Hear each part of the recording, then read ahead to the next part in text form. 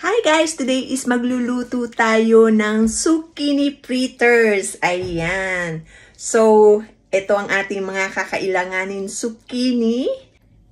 Ayan ang ating eggs from the garden, from our farm. And then, of course, itong ating gagamitin na flour is ang almond. Ayan, dahil diabetic yung aking husband. And salt and pepper. So, ayan, i-grate natin. Para mas madali, i-grate natin yung ating zucchini. Ayan. So, meron akong machine para mas mabilis ang pag-degrate ng ating zucchini. Ayan o, diba? Ayan, dalawa lang yung i-grate ko dahil marami na siya. Ayan yung ating mga na-grate na zucchini. So, ilagay na natin sa ating bowl. Ayan. So, ilagay na natin ang ating almond powder.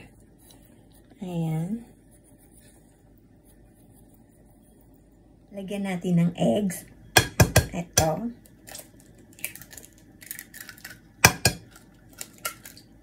Okay, tatlo ang ilalagay ko. Lagyan na rin natin ng salt and pepper. Ayan, haluin na natin.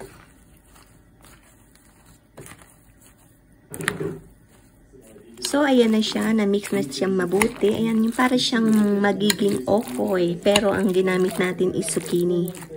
So, ayan. Mag-start na tayo magluto.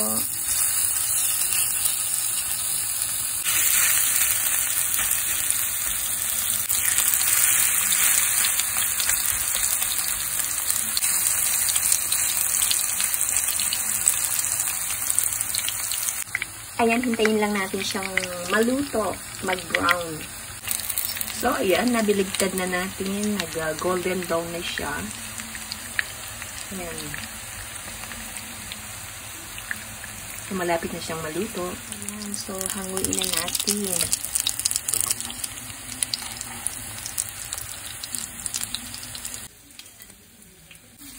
So, ayan, luto na yung ating zucchini fritters. Ayan, tikman na natin.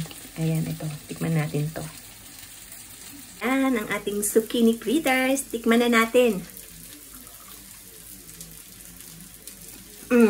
Napakasarap. Lasang-lasa yung almond na kanyang powder. Ayan.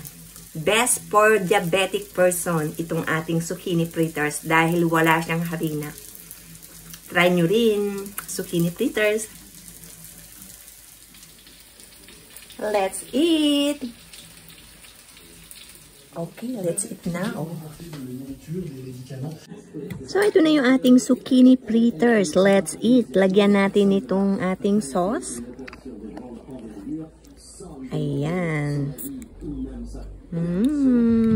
Yummy zucchini fritters.